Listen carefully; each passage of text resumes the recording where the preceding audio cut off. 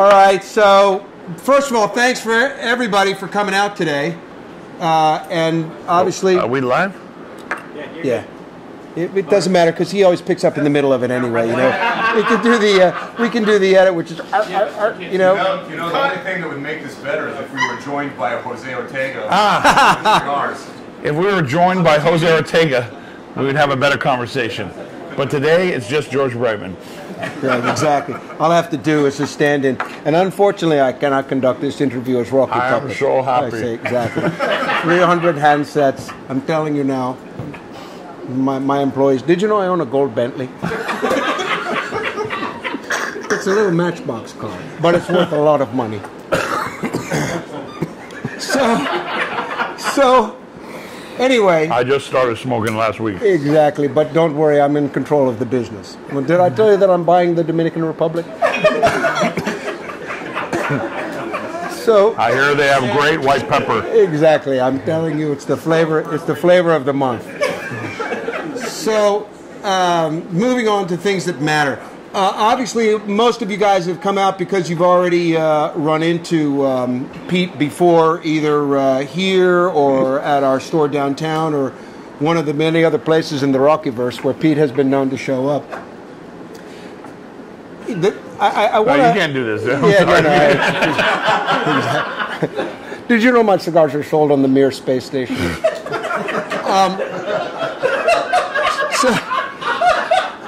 So I really exactly. I'm doing you with the edit, okay? Man, we're walking as fast as Berman. Exactly.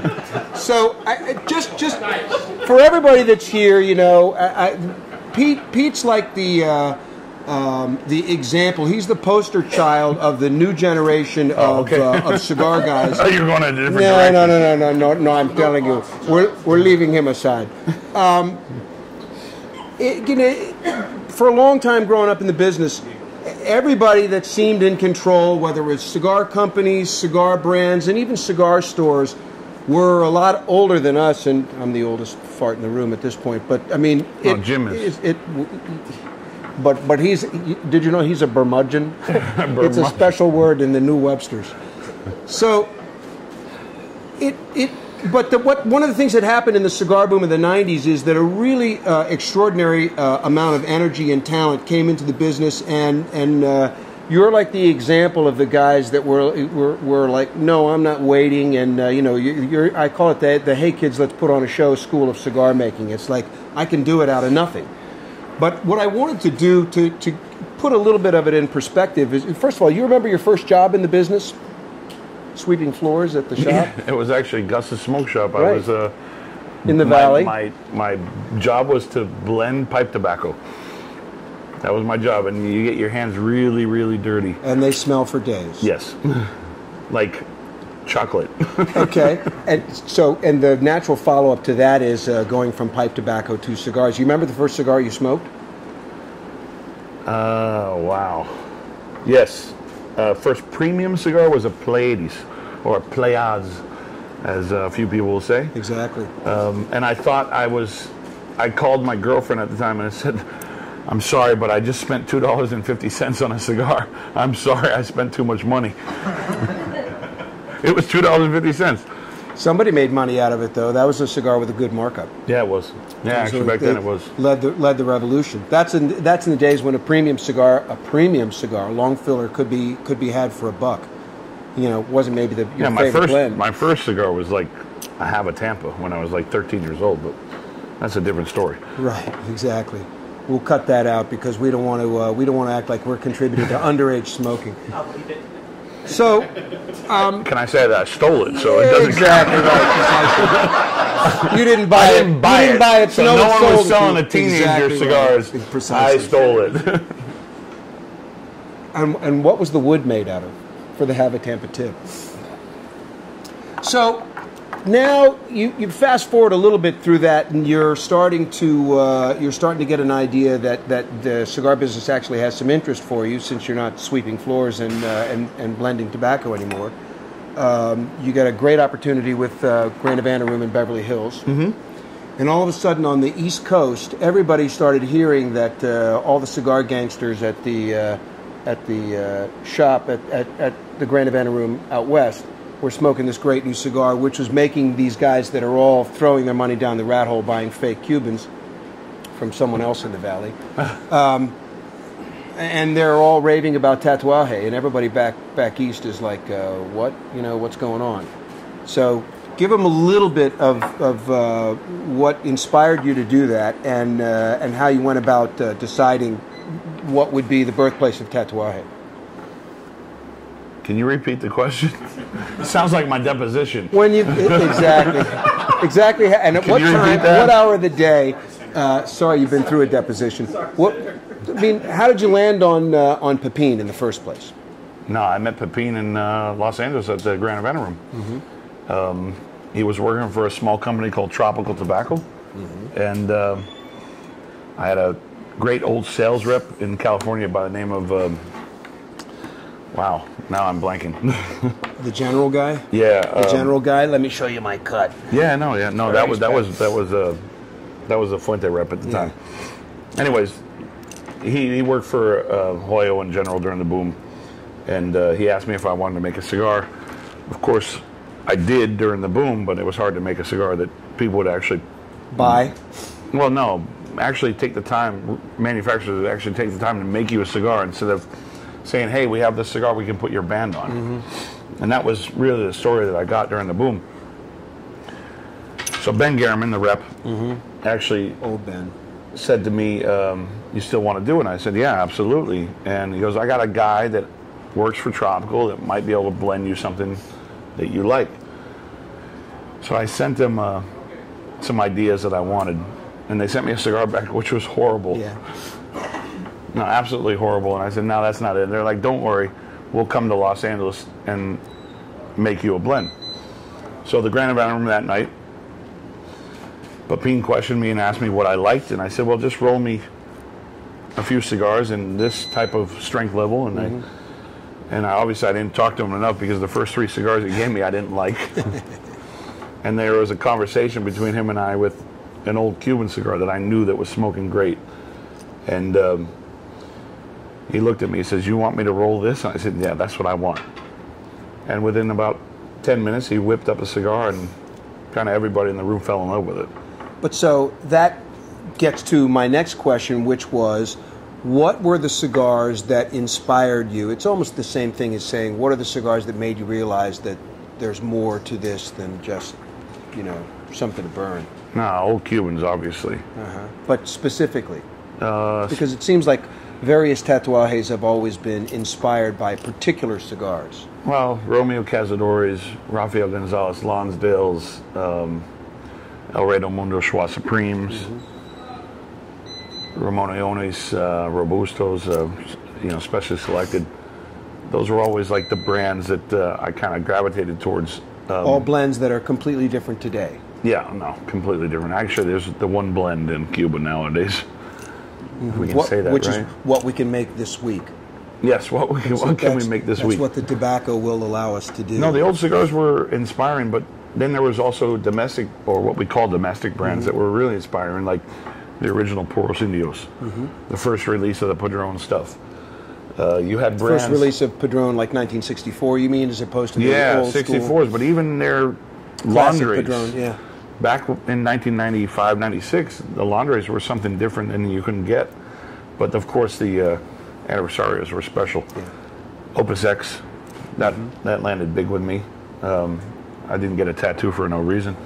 Yeah. No, those were special cigars. They made an impression on a young kid.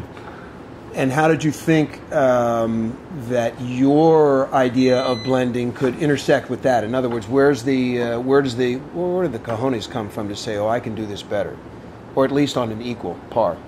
No, it wasn't that. I just wanted to smoke something. Mm-hmm. I wanted something that I would actually smoke. And I remember going back home that night and saying to myself that I'm actually going to make a cigar, which was a cigar that I knew I could smoke. So the question came up to me like, "Are you sure?" And I said, "If I can't sell them, I know I can smoke them." Simple.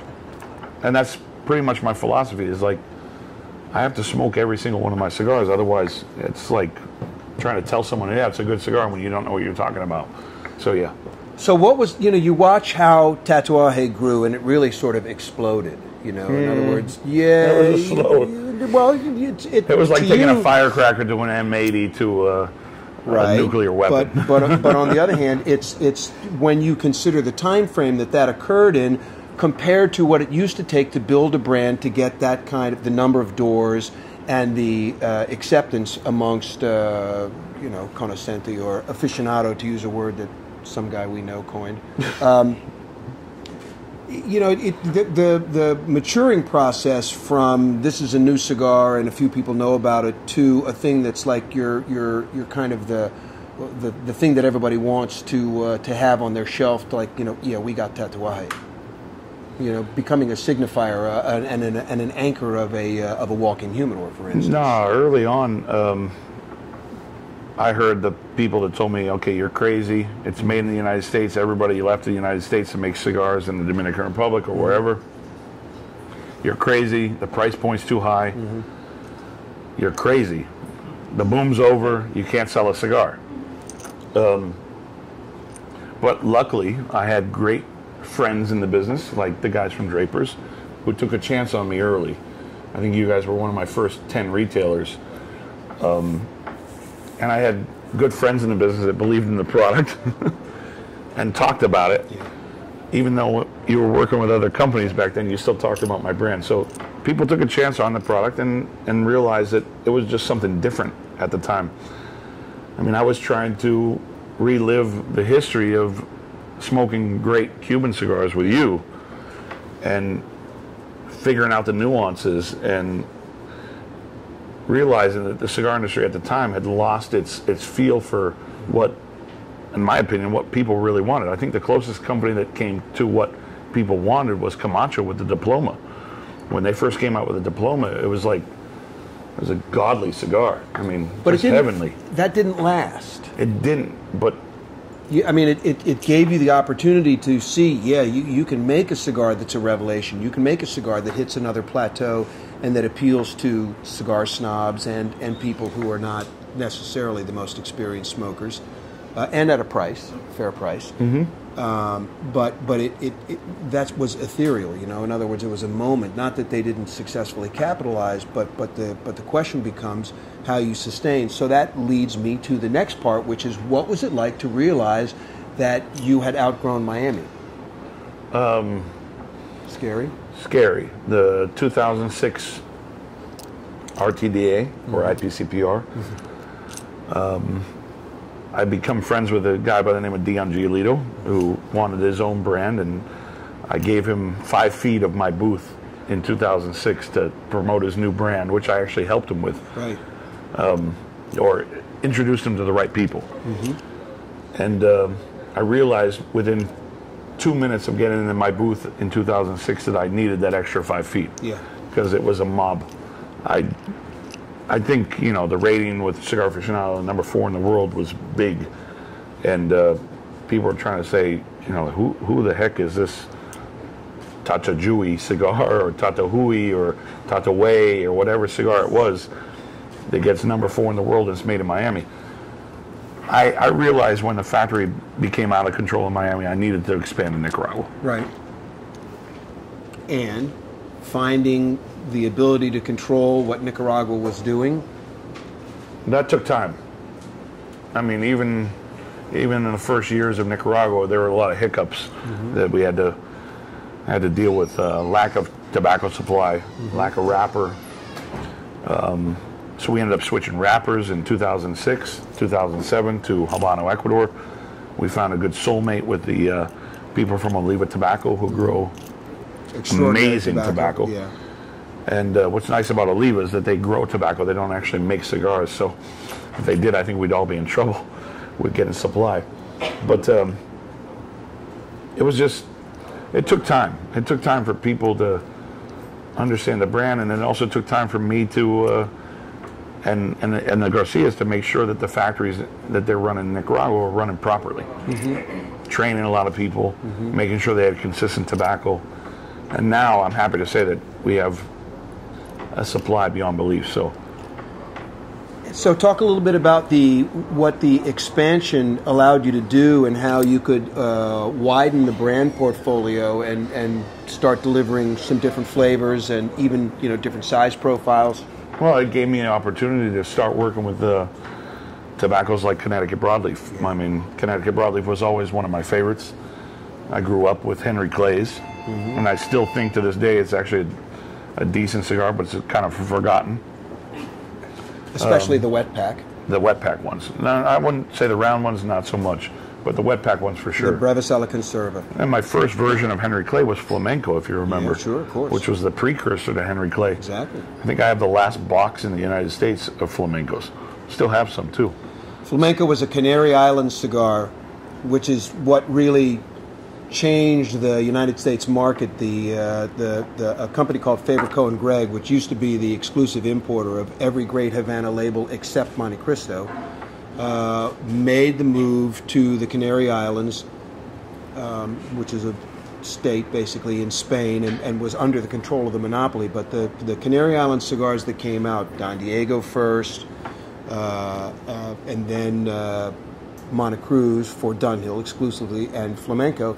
And Flamenco used to make this. If you look at the Tatuaje Havana Cazadores, in a way, that whole pack is a tribute to what used to old Henry Clay's, but it was also more of a traditional. But they did Henry. It was a Cuban thing. It was Romeo and Juliet Cazadores. But you could. The wet pack refers to the fact that the cigars never go in cedar, and they're banded and strapped so they hold like a funky shape. It was a slightly different dimension than the Havana Cazadore, which is really like the Romeo Cazadore. And people have lost the idea of what a Cazadore is anyway, but I mean, they were really, really unique cigars. And when that came out, it was really... it was different. I mean, I actually pitched that idea to a couple of the cigar companies, but they wouldn't take it. Well, but one of the things... I'm a student of this business, and, I obviously learned a ton from you. And when I tried to give ideas to cigar companies, which you've given a shit ton of ideas to companies, a lot of people didn't listen, so I put it in my back pocket and I waited for my own brand to come out. And they worked. I mean, I don't make a lot of Romeo or Havana Cazadores a year, but it's a special cigar. Yeah.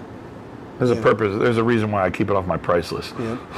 Sell it to the people who know what it is. Exactly. But it's really a distinct personality and very a unique experience, and it is a little bit of a history lesson because it's about something that the industry doesn't really do anymore.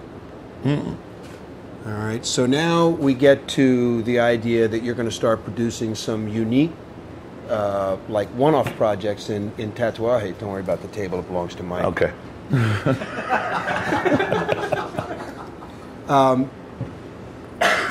So for instance, let's talk about the Cojonu project, especially since I'm smoking this sneak preview of the 2012. But talk about the inspiration for that. You know what? In 2003, there was a gear up for people who like stronger cigars than what I made with the Tatuaje Brown. And at the time, Tatuaje Brown was actually a pretty strong cigar for the market. For where the market was, absolutely. But Cojonu was one of those fun little goof arounds that we were doing in the factory one day, and Pepin mentioned the word Cojonudo, which in short comes out to Cojonu. And I was like, that sounds like a great name for a cigar. And of course, all the Cuban people were like, no, you can't call a cigar that name because it's kind of dirty. And I was like, no, I'm going to call a cigar that name. It sounds great. Nobody's going to be able to pronounce it anyway. Yeah, Cojonu. Yeah. But I wanted something that was a ball buster compared to the regular Tatuaje line.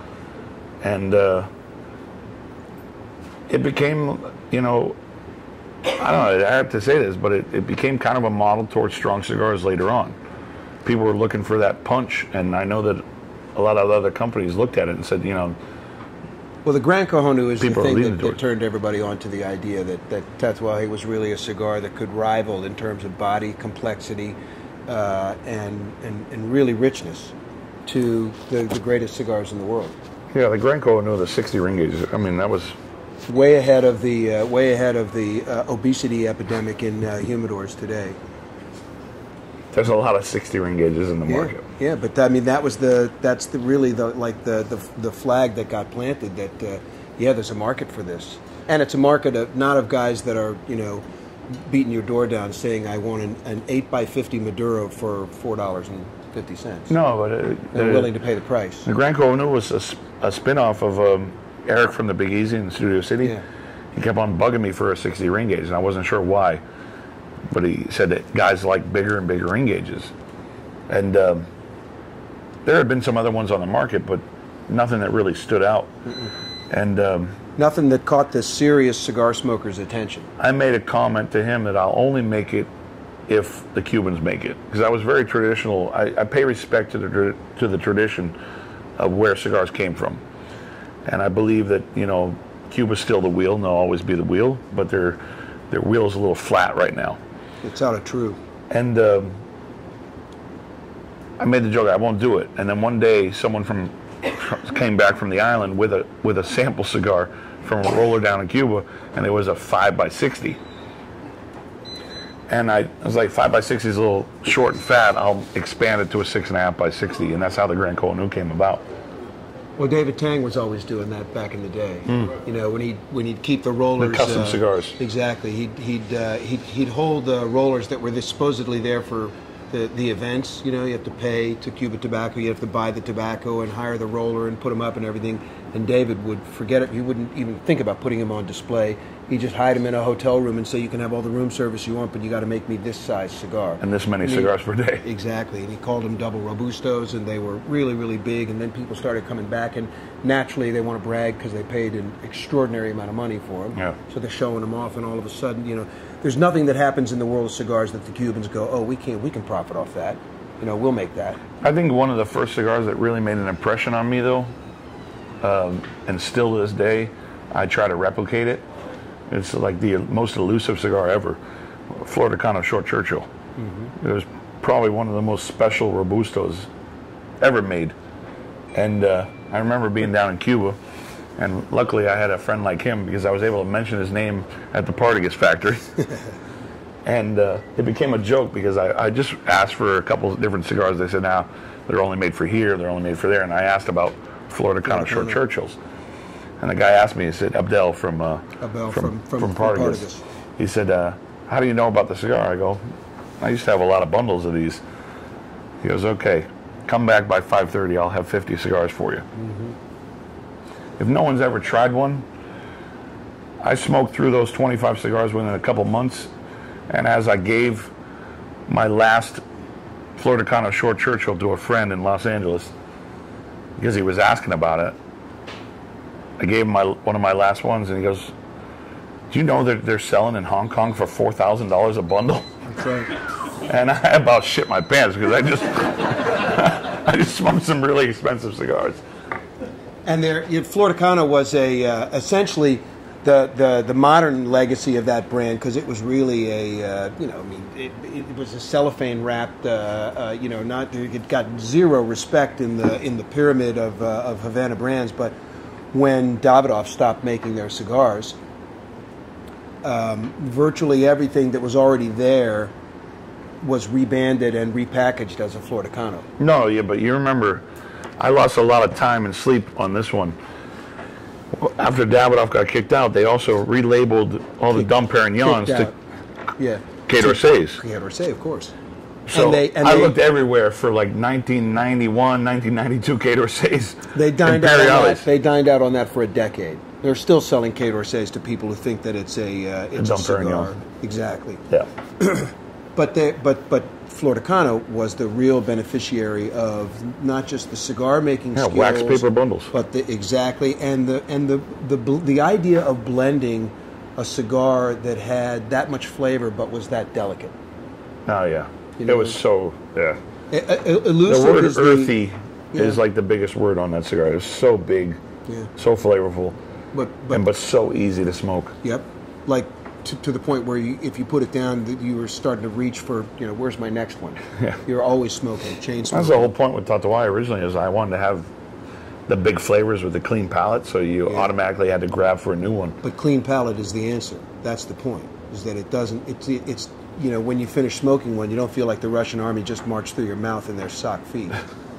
You know, but that's it, really, seriously. And it's like there are very few brands that can stand where diversity of sizes and opportunities in blends, but they all leave you with the desire to smoke, you know, another, like to, you know, to be like we are in Cuba, smoking from sun up to sundown, and never getting, you know, palate fatigue. So that was the point. But elusive is the right word. But I also think that the actual flavor elements, there's something ethereal about it. It's very hard to, you know, you in the course of smoking one, you go, oh yeah, there's that taste, and it's there for a second, and the next puff it isn't, you know. And it's like when you open up a box of good cigars, you're like, there's that smell. That smell is well. John earlier with the 2003 Cojonu, that smells. It's like being a kid on Christmas morning. You know, when you open that up, it's like you know, get away from me. I'm going to get this smell, not you. You know, it's extraordinary.